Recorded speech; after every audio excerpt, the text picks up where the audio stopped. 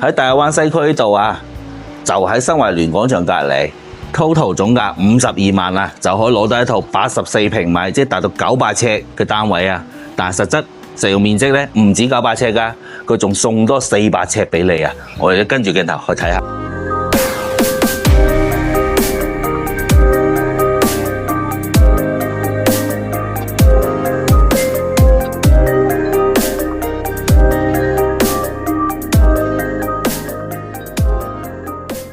OK， 我哋今期咧又帶大家去睇啲二手嘅靚單位啊！經上次咧我發嗰條19萬嘅單位，好多人留言俾我啊，但係到最尾咧就可能各種原因係唔中意。但係今期咧我帶大家睇呢一套單位，喺佢隔離，但係佢嘅積啊同埋佢嘅周圍嘅環境係絕對係啱晒大家嘅。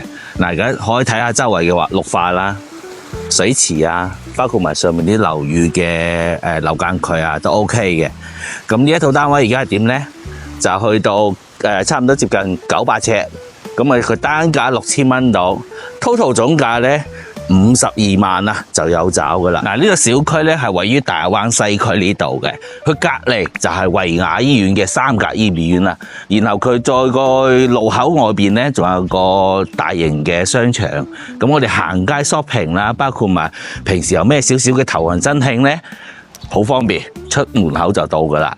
包括埋佢對面啊，新樓盤新華聯廣場啊，佢而家都單價去到八字頭8000幾蚊噶。咁我哋單價6000蚊就可以一樣擁有一個咁樣周圍嘅配套啦，同埋啲樓間距 OK 嘅。咁我哋而家就直接上埋去單位上面睇下啦。Anyway， 我哋而家嚟到呢套單位嘅樓下部分啦。嗱 ，OK 嗱。睇晒樓下嘅花園部分，入戶門喺呢度啦，然後呢一度出去頭先嘅園林小區嘅嗰度噶啦。咁入到嚟呢，我哋而家呢套單位嘅就位於呢度嘅6樓，我哋而家上去睇下。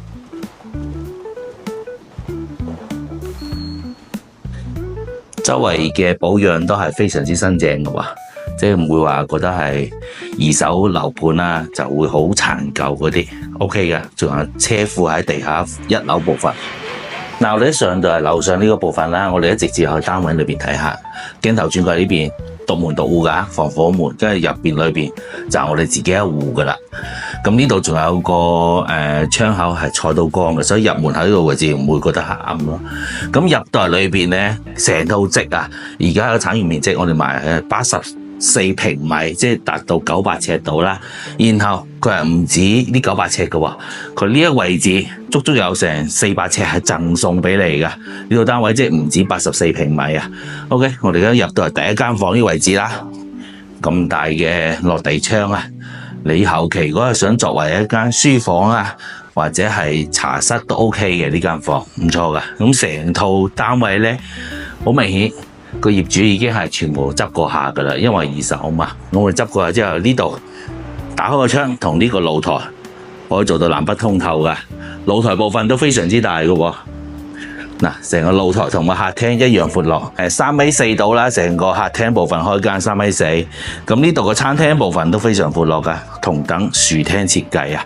廚房部分而家我哋肯定唔係咁設計啦，你後期重新做過下都 OK 嘅，因為而家係中意做廚具啊嗰啲咁嘅廚櫃嗰啲，外邊仲帶一個露台仔，生活露台，擺個擺個洗衣機都 OK 㗎啦。